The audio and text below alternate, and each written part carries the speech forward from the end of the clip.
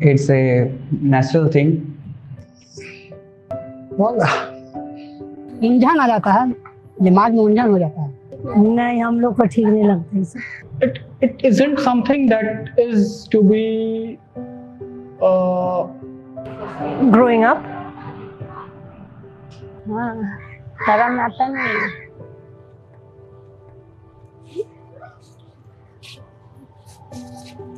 blood, pain, insensitive.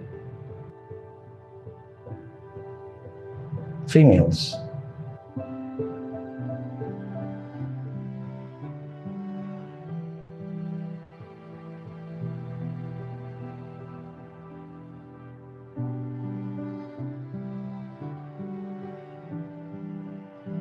मुझे तो अभी पता नहीं इसके बारे में, अगर मैं जान जाऊं तो बेटर है।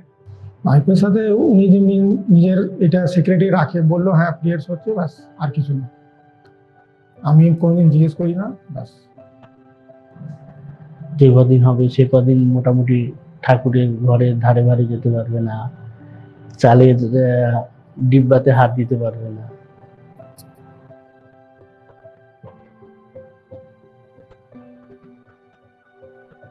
I was in school. I was in class 6, and so we had a music class where we had to sit on the floor and the tiles were white. And I didn't really know that I had started my period. I was thinking that might be there is some disease, that is why I'm going through these things. I told my mother, see, there's some blood coming out. I thought it was an injury or something, but it's just flowing. नहीं, माँ को बताया, माँ बोली ऐसा ऐसा करो। She came, she was like, shh. She took me inside and she gave me the sanitary napkin and told me how to do it. But that first impression of she doing which made me realize that, okay, I don't have to say this to other people. Maybe if she wouldn't have done that, it could have been a different story back then in my childhood. It was a taboo to talk about it, and I hid the fact that I had my period for a long time. I thought, oh my God, what will this say? So my friends were like, just rub a chalk on the skirt or get another skirt like a replacement from the nurse room.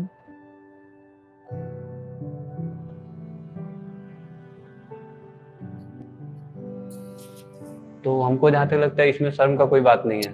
It's natural, মানে এটা হতেই পারে, যেরকম আমার চুল দাড়ি নখ সেরকম বড় হচ্ছে সেরকম এটাও হতে পারে, it's normal. I mean, it's better that we start talking about it and we start sharing our things and we start sharing our experience. Only then men would be comfortable. For men, just don't feel like you're too distant from the conversation.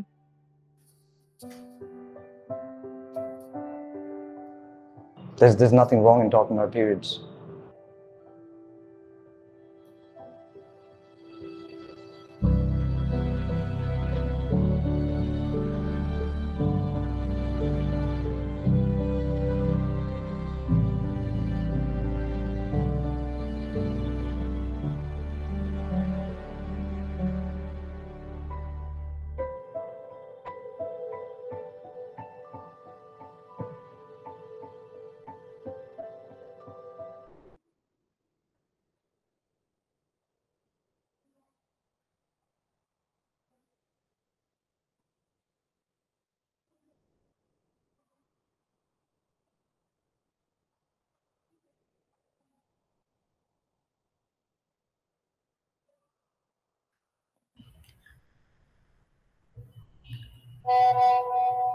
Good afternoon, everyone. We apologize for the delay. We will begin in the next 1 minute.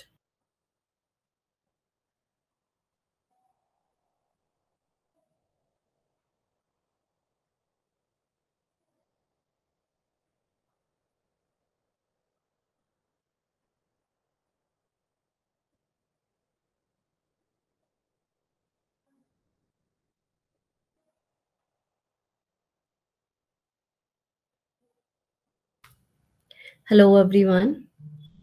I hope everyone is fine and doing well. So we'll just start with the panel 2. It is rightly said by Estelle R. Rame, in man, the shedding of blood is always associated with injury, disease, or death. Only the female half of our humanity is seen to have a magical ability to bleed profusely and still rise like phoenix each month from gore. We welcome everyone to Afro-Asia Menstrual Health and Management Summit 2021. I am Dr. Kanika and I have with me my colleague Arunima Kaul. Today's theme for discussion is lifestyle and periods. Today we have with us as panelists Martina, Dr. Hina A. Kukreja and Ms. Chitra. I hope you all know that this is a recorded session and this recording is a property of Toto Africa and will later be used to post it on social media. I hope you all are okay with it. At the end of the session, we have a Q&A round, so kindly drop your questions in the chat box. And if we exceed a little bit, please allow 7 minutes for that. I hope that's all right with everyone. Over to you, Arunima.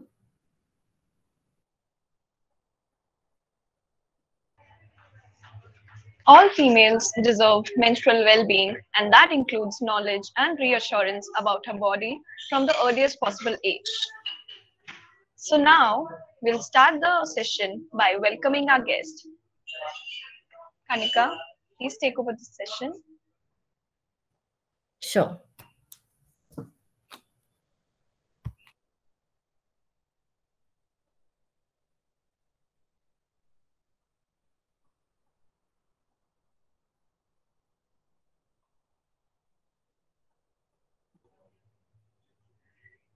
So our first speaker is Miss Martina.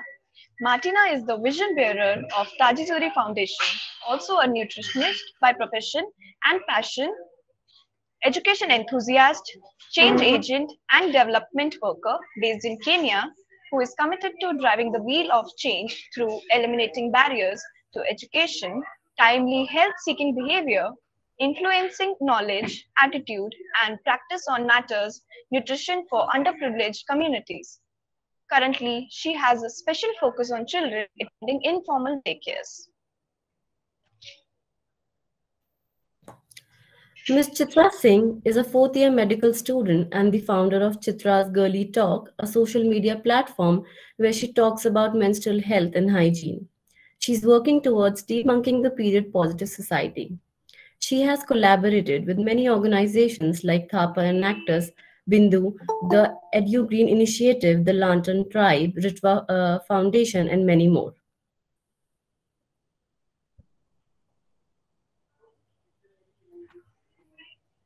The third speaker is Dr. Hina Kukreja, a medical nutritionist therapist. Hina A. Kukreja, a certified biotechnologist, former senior nutritionist of Medanta Hospital under the head cardiologist department, Dr. Sanjay Mittal. She's a diabetes educator. She's a certified health coach with an arena of workout knowledge, also an IBD educator and the founder of Health Essential Nutrition Clinics. She also runs an online social media platform for the same. It is a nutrition lifestyle company dedicated to provide arena of diet services ranging from modern moms, Cosmo Kids, and youth, the golden eager senior citizens. So now we'll proceed with the questions. So my first question is from Martina.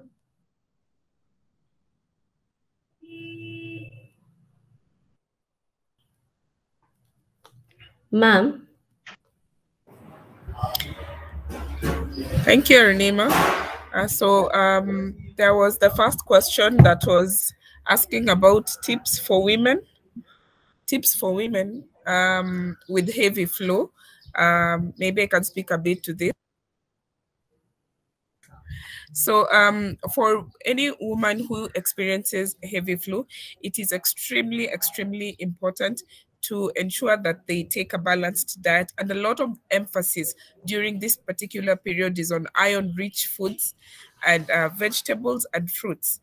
The reason for the emphasis on increasing the intake for iron-rich foods for women who have heavy flow is to prevent anemia or excessive loss of blood, which would definitely lead to anemia. As a result of anemia, a woman would suffer from multiple things such as consistent headaches, blurry vision.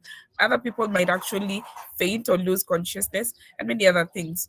So whenever we're referring to iron-rich foods and vegetables or leafy green vegetables, we're talking of things such as spinach, asparagus, meats, probably red meat. And anytime we're talking about iron-rich foods, you find that sometimes people end up consuming this particular iron-rich foods, but at the end of the day, you find that their hemoglobin levels or their blood levels is still recognized to be lower than what is recommended. So as a nutritionist, what we highly recommend is that before you probably consume an iron-rich food, it is important to accompany it or have or eat vitamin C rich fruit, such as an orange, a tamarind, a pineapple, just to ensure that you're able to aid this iron that is in this particular packed in these foods to be readily available for the body to utilize. Something else for women who experience heavy flow is that, and any other woman out there, it is important to embrace exercise because it plays a role in balancing hormones. So during a woman's menstrual cycle, or whenever they're menstruating, it is important to embark on light exercises just to ensure that you're also helping your muscles to contract and expand. Something else that can be of help for a woman who experiences heavy flow or cramping, as we refer to it, is just to also ensure that you're able to use a hot water bottle on the lower belly or the lower abdomen, or also just a warm towel that relieves or relaxes the muscles. So something else that I have also seen to work in all these years is light cardiovascular exercises such as walking, skipping, jogging are also very helpful, especially for people who have cramps or other pre-existing conditions. Something else that I think is also of benefit is to have enough rests, and having enough rest is important because with enough rest, a woman is able to relax. And because when you think of menstruation, so many things happen in your body, so many changes are happening, and at times the body automatically goes into stress mode. So it is important to have enough stress so that you're able to deliver on your work, because the world does not stop just because you and I are menstruating. Things still have to go on, and therefore it is important to try and have enough rest to avoid being crampy or being, easily irate, or what I hear people calling having premenstrual PMS, premenstrual syndrome, throwing tantrums everywhere and being angry at everyone for anything, even blinking. So it is important to rest to just reduce any chances of having any kind of iration. Then something else that is of benefit or might help you and I or any other person who's tuned in or who will get a chance to watch this is also when it comes to the posture of probably sleep or resting, it is important to lie down on your tummy just to ensure that you're able to force those muscles to contract. And with this can be helpful. And finally, as a nutritionist, we cannot talk about nutrition and not talk about weight management. Weight management is important whenever we're talking about life, whenever we're talking about health, and menstruation is not an exception. So it is important to just ensure that you're able to regulate your BMI, or in case you're obese, try to lose a bit of weight, because with weight comes all these excesses of hormones and of many other pressures, which might be a strain for your already strained system. Thank you. Ma'am, thank you for sharing your thoughts. Thank you so much, ma'am. So, Dr. Hina, can you tell us how lifestyle habits affect hormones during periods? Hi, can you all hear me? Yes, ma'am. Thank you for the answer, Nima. So definitely menstrual is something that we need to stay healthy. So first of all, in order to inculcate our lifestyle, first we need to give attention about the menstrual cycle. Do you girls all know when did it all started? How did it all begin? How is it all going? If we keep a record, if the monitoring is being done, we get to know how the flow is. That is the first management we do and become self-conscious about us. So this is the first step. There are some lifestyle changes that has been created that out of every 10 women, now 3 are suffering with many issues because of the menstrual cycles. So we need to change some irregularities. First of all, when you are pregnant and breastfeeding, the cycle do changes, and that's normal. You don't need to be worried about.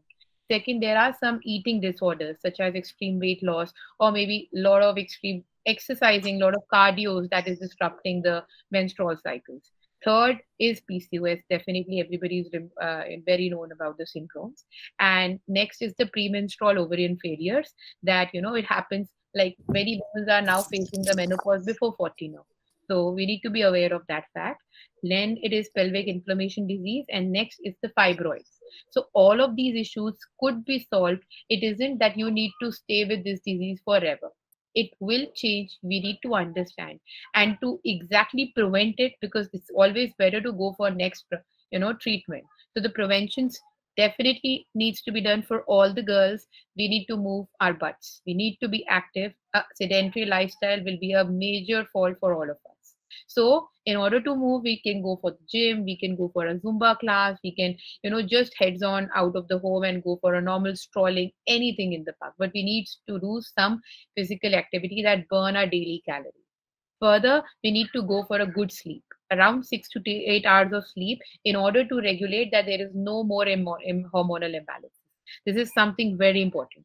Next, we need to eat, but not cheat. Nowadays, we are on diet, and usually we require from a nutritionist, and a lot of people ask me that, what is a cheat day? So this cheat day is something that you're cheating with yourself, not with anybody. So this needs to be understood by each and everybody. And more importantly, stress is a mess. The cortisol, how much it is high, it will disrupt the body. So we really need to treat this so that the happy hormone, endorphin hormone, releases in the body. And we need to trust the superfoods. It does happen.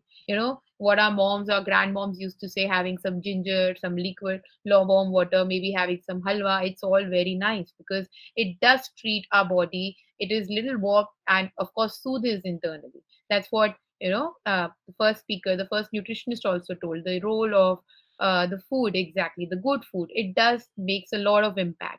Now going with the yoga, meditation, we need to intake a lot of vitamins. We tend to forget instances in the cycle of proteins, carbs and fats, that there are some essential nutrients in the food also. If we exactly grip light amount of aluminium, nickel, cadmium, lead, and definitely vitamin B12, these will all be exactly helping you to promote your health. So it's just not the protein, fats and carbs and fiber and the game is over. No. So definitely this is how a professional would help in case you are in an issue. Otherwise, if we take care of it, well, that's it. Enjoy. Thank you so much, ma'am, for the lovely advice. So the next question is from Ms. Chitra. So Ms. Chitra, it is often said to avoid exercising during periods. Is it really true, and what is your say on this? Actually, it's a very popular myth that you shouldn't exercise during your periods. Doing light exercises, going for a short running, or doing exercises, doing yoga or just stretching is really, really good for periods. It also helps you with cramps and all. But yeah, if you have a really heavy severe cramp and you don't feel like going for doing exercises, heavy exercises, then absolutely you can skip that. But yeah, it's a myth that you shouldn't do exercises, not even just walking or running, because it will impact your have a negative effect on your uterus or something like that. That is a complete myth. So you can do according to yourself. If you feel like going for a running or exercise, of course you should do that. You can do light exercises and yoga. That helps in, actually that can help you with cramps. And if you don't feel like going for running, it's okay to take rests. That's my view in that matter. Thank you so much, Chitra. Thank you for debunking this myth. Thank you. So, Martina, can you tell us some tips that ease pain due to uterus contractions? Yeah, sure. Good question. So for especially those who have really severe cramps, that is as a result of the uterus contracting, it is important to take a lot of plenty of water, and if possible, if you could get warm water, it's very relieving and it also relaxes the system. Not just, when you're having pain, it means that your brain is able to register that pain. So when you're able to take plenty of water, this relieves the system and you're able to feel less contractions. Remember, even during pregnancy, actually there's something called Brixton Hicks contractions. Those kind of contractions come as a result of many things, but or what we refer to as false labor. And for it to reduce, what do? Take water. So taking plenty of water is helpful. Then there's also as much as we emphasize that it is important to consume a balanced diet, it is also equally important to reduce your intake of things such as dairy products, red meats, caffeine, or alcohol. And this is because, things such as alcohol increase the estrogen hormone in the body, and it lowers testosterone. So there are so many other effects that come from this. And also caffeine increases stress hormones. Remember, your system is already strained. It's already under stress. So how do you reduce that stress level? By avoiding intake of things such as caffeine. And there's also use of prescribed pain-relieving medicine. We cannot say that we should just soldier on, and I mean, it's only a few days of pain. Pain is pain, and at times for some ladies, it's actually beyond what they can handle. So let's be alive to the fact that don't do over the counter. Please see your doctor in case you have very severe pain, because remember, it can be from an underlying cause or an underlying condition, so that you get proper management. Then of course there's the pelvic exercises. We've heard from Chitra, exercise is good, and pelvic exercises such as planks, sit-ups, and other kind of exercises that are light to the body, not too strenuous, would be of help in terms of reducing uterine contractions. Thank you. Thank you so much, ma'am. Thank you, ma'am. So moving on, my next question is to you, Chitra.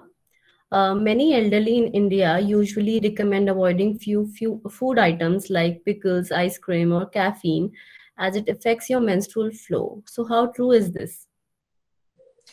Actually, you can just not associate things like eating pickle, caffeine to directly to periods.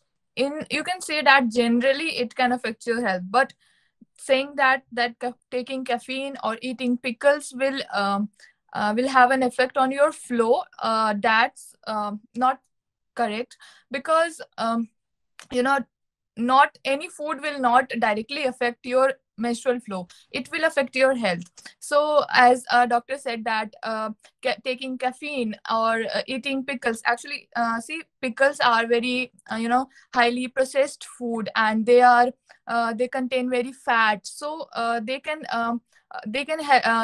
cause bloating, or the caffeine that you take, that can also cause bloating. So it can increase the PMS symptoms, that is the premenstrual symptoms.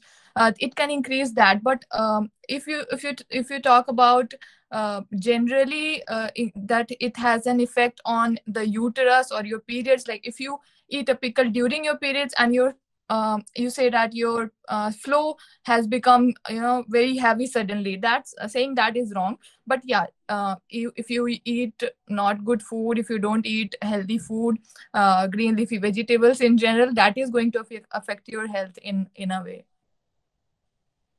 Thank you for sharing this information. Thank you, Chitra.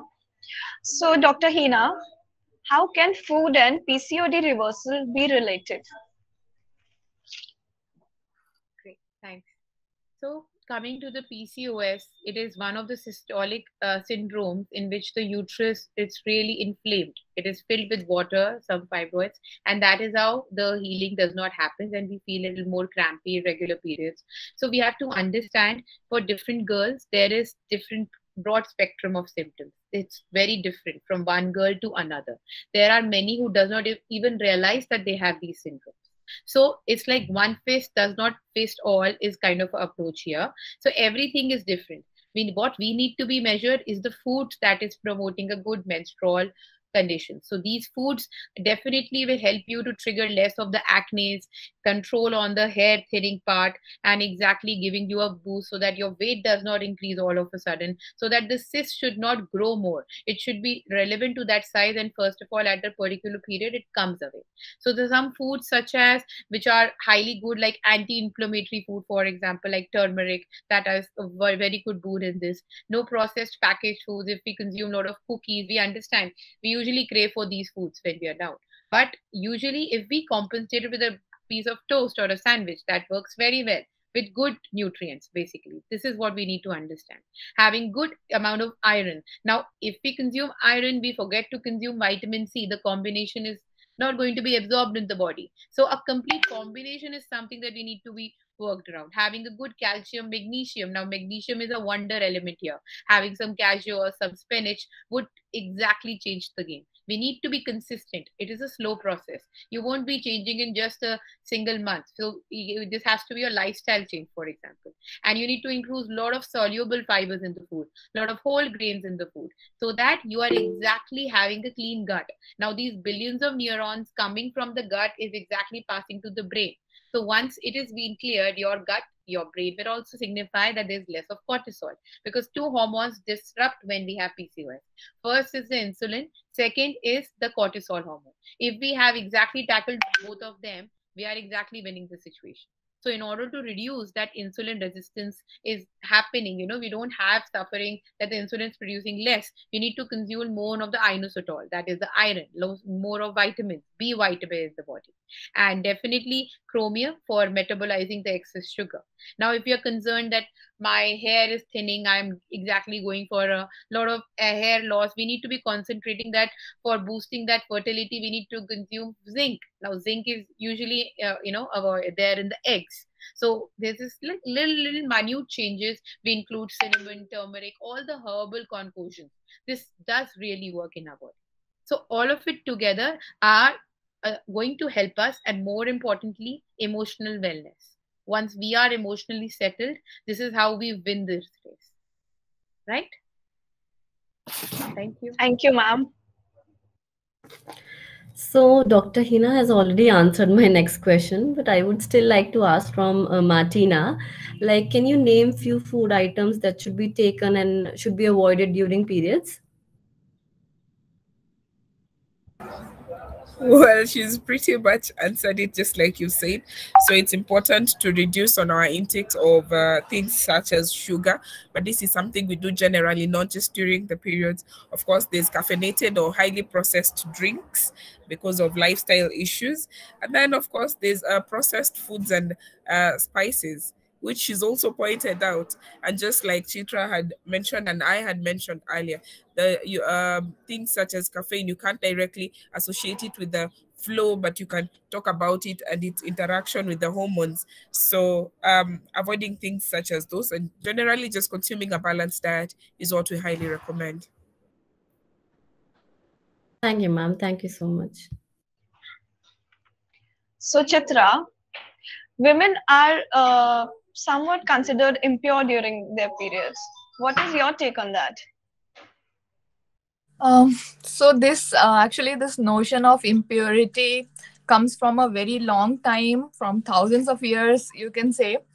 Actually, people say that you are impure during your periods, or your blood is impure during your periods. But if we go to 1,000 years back, then if we see what was the reason behind keeping the women in home, isolated, that was because in old days, maybe 1,000 years back, the women had to do all sorts of work, maybe the cleaning and all the cooking part, it was their job. So during their menstruation, they were given 3 or 4 days of rest, so that they can sit in one place and take rest for 3 to 4 days, and then they can come back to their job. But as time passed, this notion of impurity and purity has bond with it. People associated it with purity and impurity, rather than just resting, giving rest to the woman.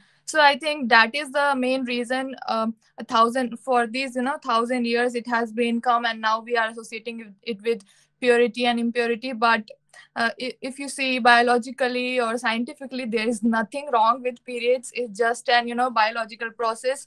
Just as we have breathing, or you say digestion, menstruation is just like a normal biological process that is associated with the woman's body, and that is completely normal. So I don't see anything with purity or impurity.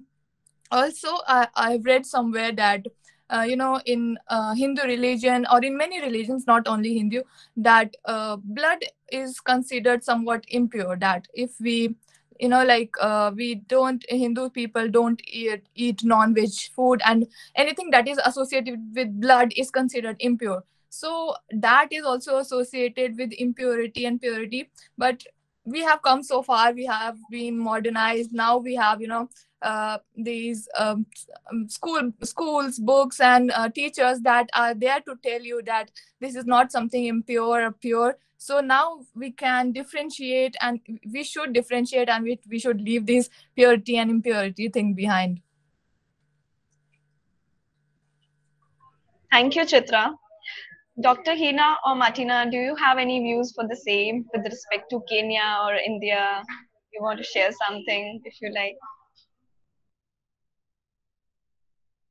Well, just enjoy the femininity. That's it. We are all girls. We are enjoying every part and every bit. That's okay. We don't need to be stressed about it. It's just a normal process. Because if this is there, the life is there. So just respect that. That's something we really need to advocate everybody. Thank you, ma'am. Martina, can you suggest some food items for the females who are suffering from PCOD?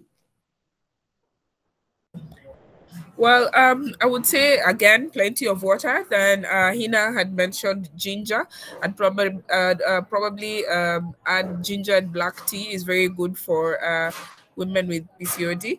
Then the cinnamon. Cinnamon is very relaxing, and it's when you mix it with warm water, it also has a relieving or yeah, it's like I want to use the word chocolate. It's like eating chocolate. It produces feel good hormones. So cinnamon in warm water, and of course iron rich foods. I can not talk enough about it. So iron rich foods, and yes, combining it with vitamin C rich foods. And something else that I hadn't mentioned is that as much as we might be consuming all this balanced diet, in case there's an underlying or a pre-existing condition, it's important to also include supplements on your diet, because your body is not able, depending on how that food is prepared, how it is consumed, and the combination, it doesn't necessarily mean that it's all the nutrients in that food is readily available or bioavailable for your body. So it is important to ride on things such as supplementing your diet to ensure that you always are able to replenish. So yeah. Thank you, ma'am. I am personally suffering from PCOD, so I think this information will be really helpful for me. Thank you, ma'am. This question is for, like, anybody can answer. Specifically, I had something in my mind, so I just wanted to ask, like, what about the girls who are from the from a poor background? Like, how should they maintain, like, how can they are not accessible to all everything, not proper sanitation products, not proper menstrual products? So how can they maintain their hygiene and everything? And also, what proper diet and nutrition should they follow for the same?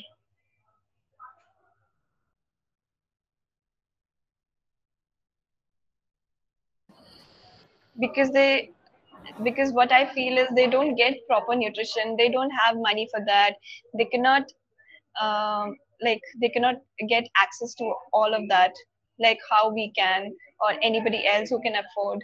So what can be done in that situation?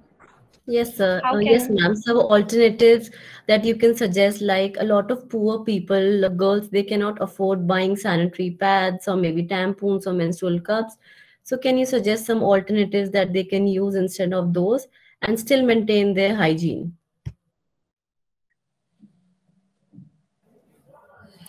Well, I'd like to talk in the context of Kenya or East Africa generally.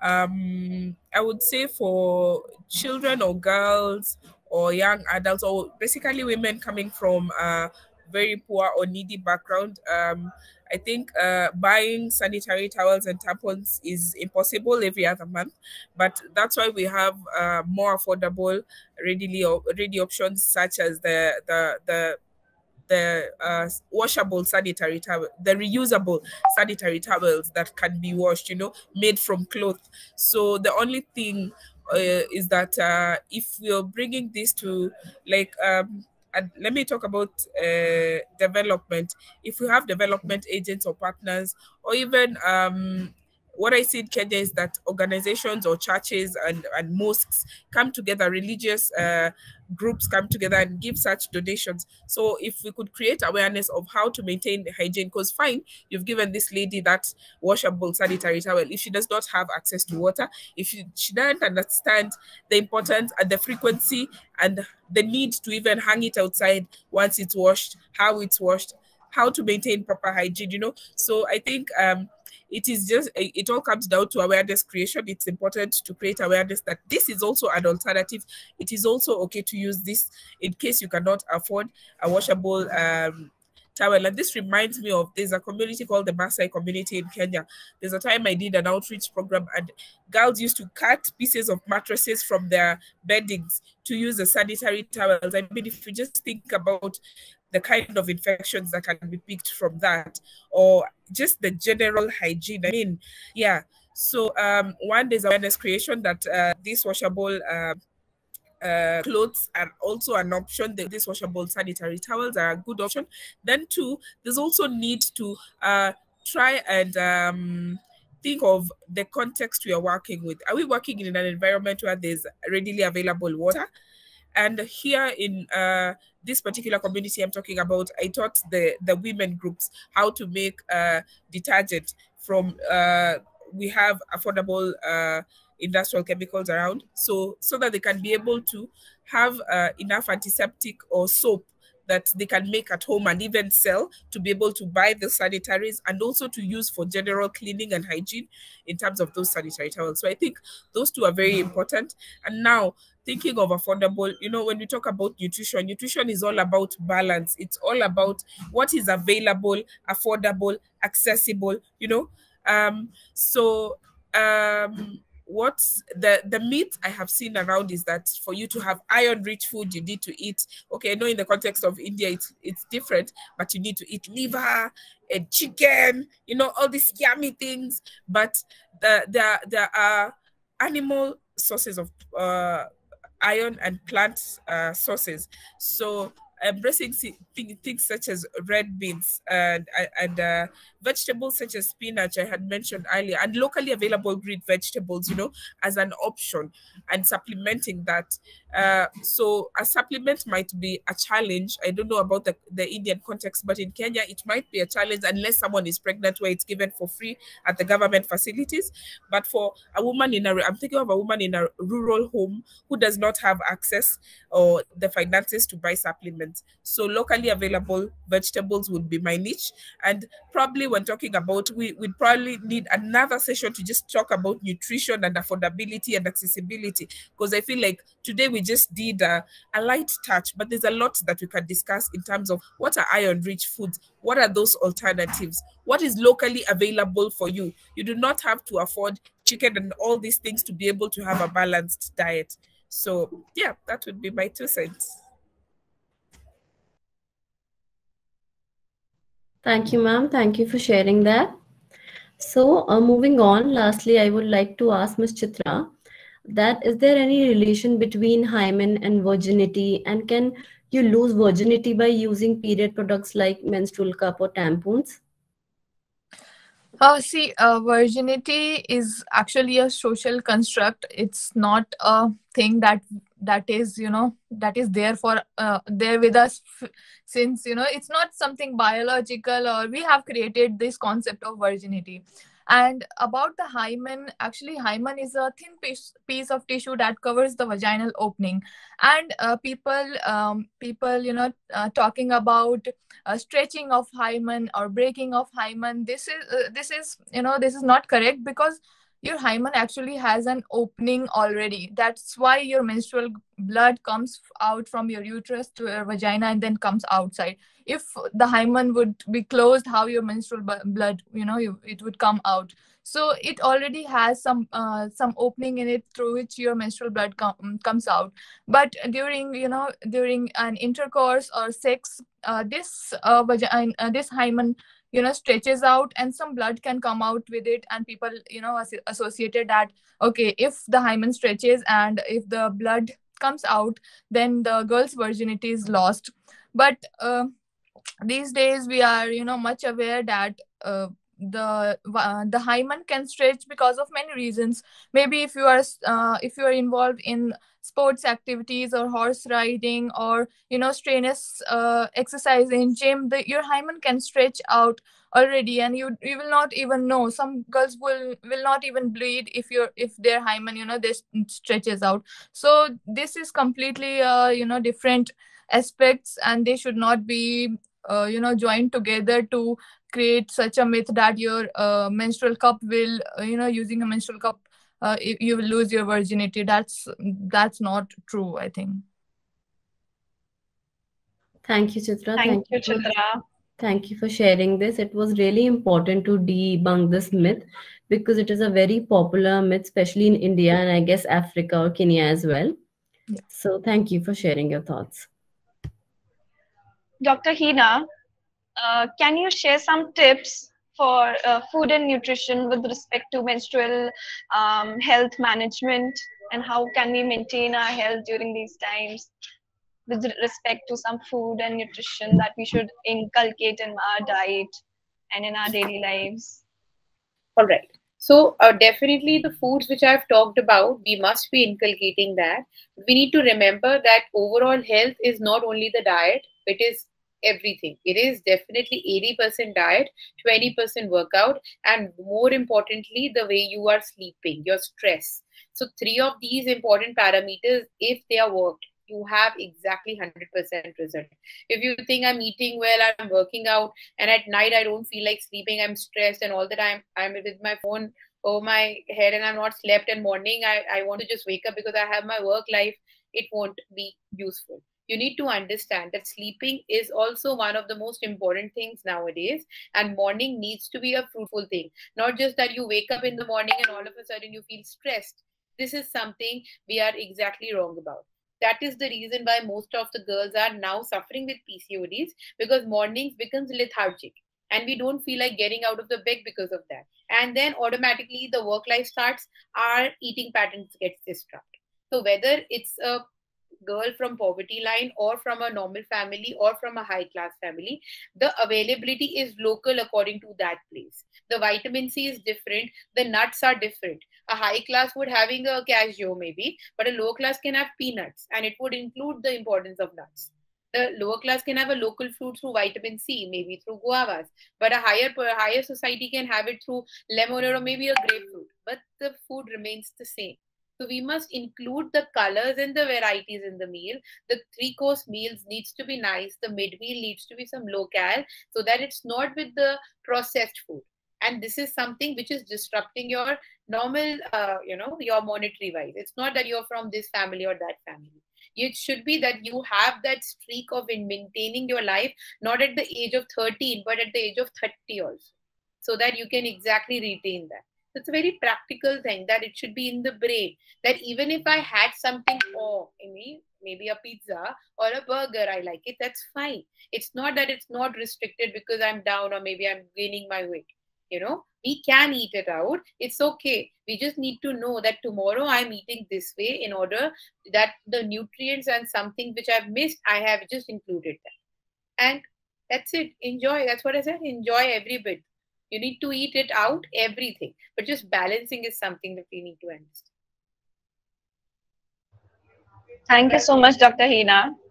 Thank you. So when we are at the end of this session, I would like to thank Dr. Hina, Martina, and and Chitra for your time and efforts, and for this lovely session with us.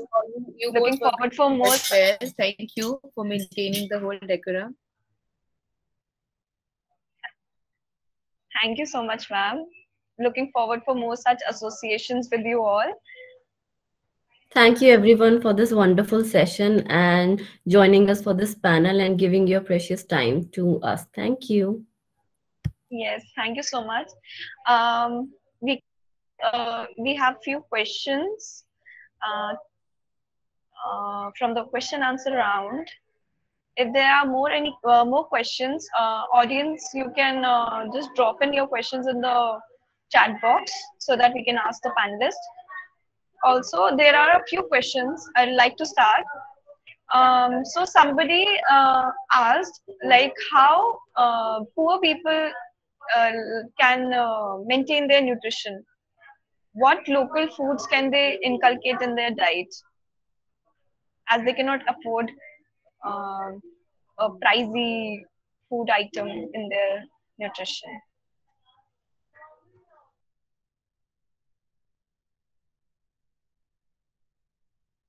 I think I just answered that once it doesn't exactly belong that if you're from this family or that family, the food always remains same in the plate. Whether it's rice in Kenya or it's rice in India, rice remains rice.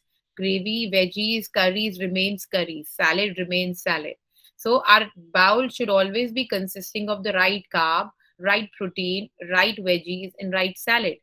And this way, if you are having a cucumber with any potato and rice, would be working good. But the thing is, you are eating well. You are eating the right portion. You're not adding a lot of salt. You're not adding a lot of oil over that.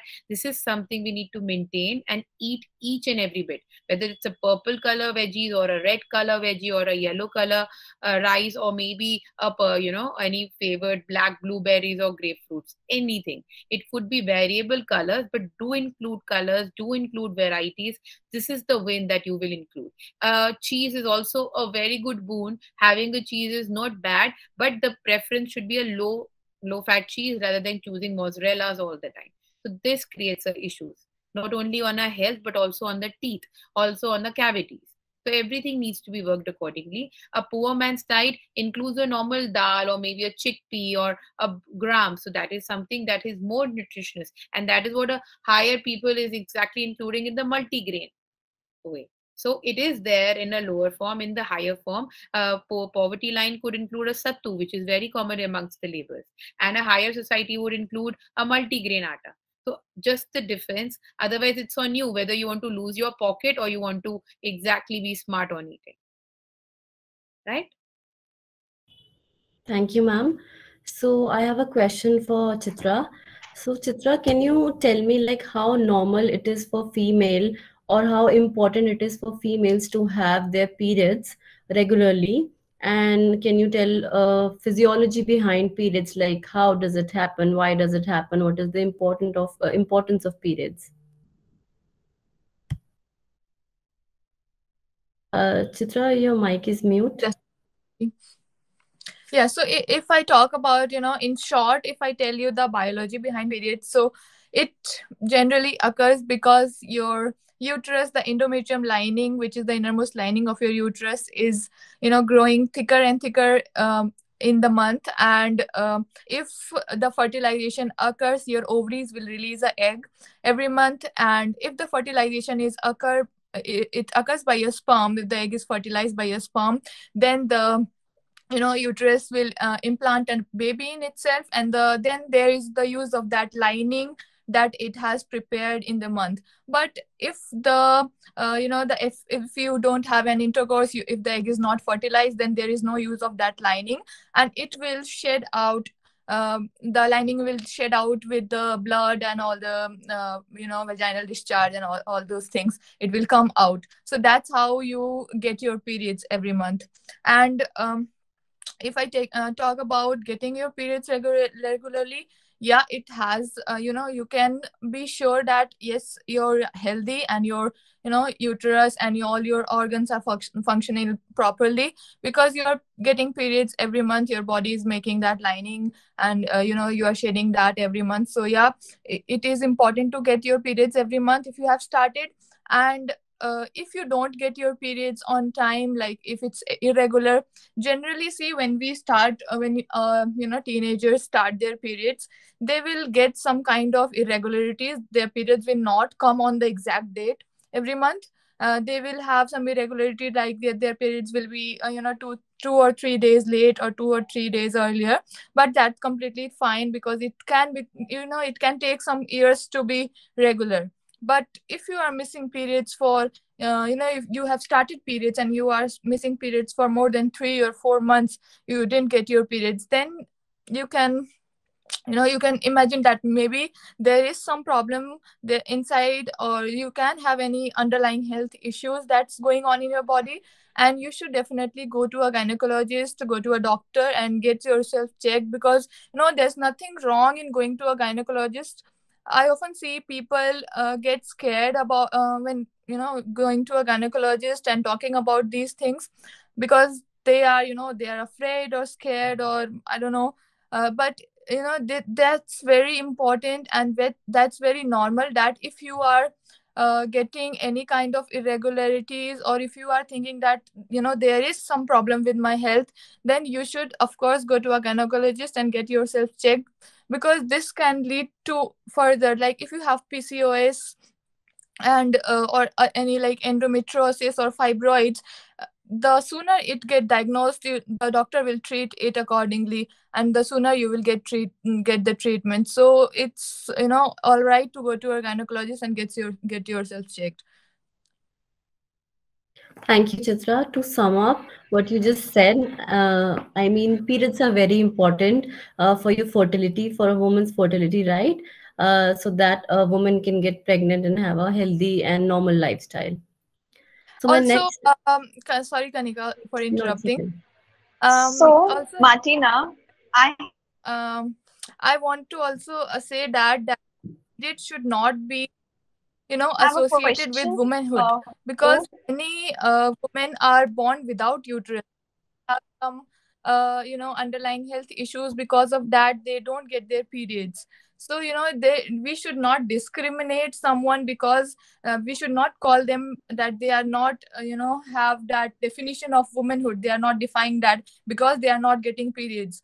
So many women don't have uterus, they don't get their periods, and that's why we should not define periods as a definition of womanhood. That's I wanted to say together with that what I said earlier.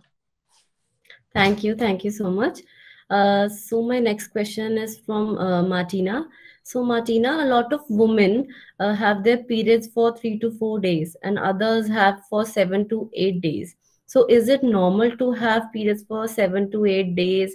And is it normal to have heavy flow during their periods? Or does it indicate that a person have an underlying cause because of that they're having heavy flow, or maybe long duration of periods?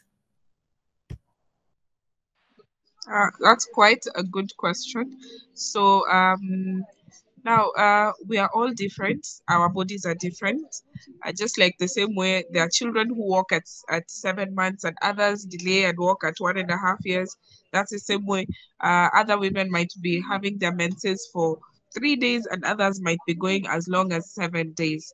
Now, I would say that it is important to look at the cycle and just try to check. Probably it's important to have a calendar where you mark, as a woman, you mark your periods to know the number of days and all that. But if, for example, you used to have a cycle that ended at 3 days and suddenly you have a cycle that ends at 7 days, then this might be need for you to find a doctor or a gyna and just have this discussion to try and check if there's a problem. Now, in case you had a cycle that just the reverse is also important.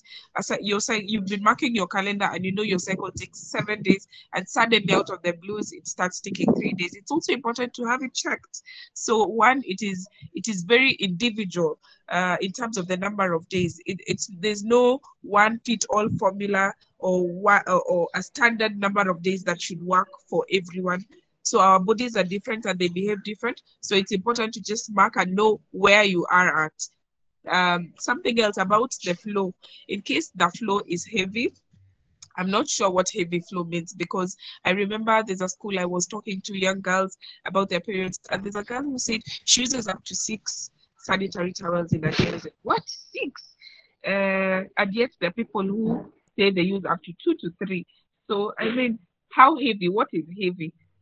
I think there's need to unpack that, so that if I have a 7-day period and I end up using 7 sanitary towels or pads, is that heavy? Or if I have 3 days and I end up using 3 pads per day, does that qualify as heavy? So there's need to really unpack that. But in case for any reason during your menses you end up feeling or thinking that it's heavy, meaning you're probably using more than 3 pads in a day, and probably as a result of that, during these particular days, you need to be alert to certain signs. Am I getting migraines or headaches? Am I feeling dizzy? You know, this can be telltale signs that tell you that flow needs to be checked. Or whether you're having during your menses you end up feeling generally fatigued, or you have malaise, that might be an indication that you probably need to be checked. If you on your ordinary days you walk up a stairs and you don't become breathless, but suddenly during your menses, be it 7 days, be it 4 days, you feel like whenever you're in your menses you don't even have energy, or the usual things you do on a day-to-day basis seem to be strained, that is an indication that you're probably having a heavy flow, and you probably have an issue that needs to be checked with a gyna or a doctor. Thank you, ma'am. Thank you so much. Thank you, Martina. Also, Martina, I have a question. Nowadays, girls diet to maintain their figure. What is your take on that? Do you feel that's a good thing to follow or not? Pardon, I didn't get the first part of your question. Just come again. Nowadays, girls diet to maintain their figure. What's your take on that? Do you feel that it is a good thing to follow or not? That's a good question. Because many a times when I have community dialogues and talk to women and they ask, Tina, here they call me Tina, what should I eat to have a good figure? What kind of food should I stop breastfeeding so that I maintain my figure? And I'm like, guys, it is important to have a healthy, balanced diet. A balanced diet is important. Exercising is important. Very important. So for you to have a good figure, please exercise and also eat a balanced diet. You know, when it comes to, there's a lot of discussion and a lot of myths and misconceptions on dieting, because there are people who would say they would skip meals and only eat dinner, or they would eat only till 3 because that will help them not gain weight. There's so many myths, and I think we need to have just a discussion about nutrition, a deep dive.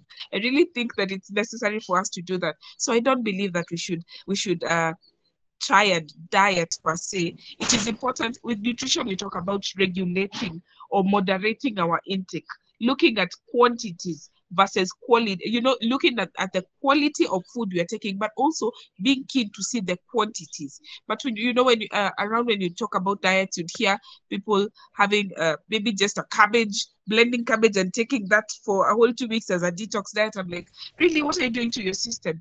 So it is important to just maintain a balanced diet and exercise. Eat what your body needs, not what you want. Like Hena had talked about cheat days. You know, every day becomes a cheat day for some. Or you probably maintain a healthy diet for 2 weeks and cheat for 2 weeks. It doesn't make sense. So when it comes to issues to do with figure, my answer would be just maintaining a balanced diet and exercise and having an active lifestyle is all you need. So yeah. And probably for those who have children, because I know this is usually when a woman, most of the women here, my experience has been that once they have a child, they tend to be very cautious about what their body looks like, and they want to get into a diet. Yet you remember that time your body is already strained because you've just had a baby. You're probably breastfeeding, and breastfeeding in itself is an activity, an act that would help you burn the excess calories. So maybe what I would say, balanced diet, exercise, and if you're a breastfeeding woman, please continue breastfeeding. Yeah, don't strain your body. Love yourself. You're awesome. Thank you, ma'am. So we'll take up the last question from the chat box from Ms. Nikita Gupta. So Dr. Hina, can you answer this question? Can you tell the effect of physical activity and stress on menstrual cycle and blood flow? Definitely. So once we are all set to embark in a journey, when we want to do a workout, seldomly we need to understand that nowadays we just want to go for quick results. If we want to go for a workout and we want to go for a weight training, we do it so hard that on the first day we try to lift that 5 kilo weight instead of 0.5 kilo weight. We feel like going to the treadmill and going across 5 kilometers just on the day one. Now this is something not good. We need to understand workout is something that you're doing at day 1 and day 1000. So if you're walking and you are doing a little bit of workout, this is something that you're doing it at, you are exactly beating every day. You're giving your goal to your body. It's not that you're giving goal to outside people. So you are a girl, you understand that if I'm doing my 3 reps today, tomorrow I'm going to do 3.5 reps. This is the way we're going to upgrade every day and increase the muscle mass, the lean body weight here. This is what we really need to understand. This is how in our body, the fats will decrease and the muscles will take over so that we are able to exactly achieve the right mode of physical activity.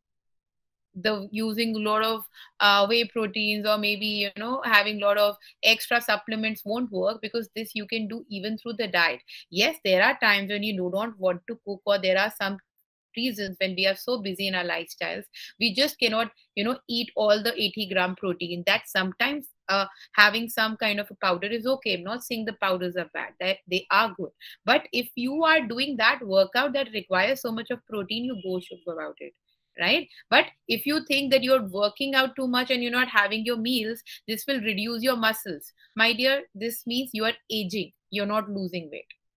This is the aging that has been done. So we need to understand the difference between becoming petite and becoming healthy. So this is how we should be working.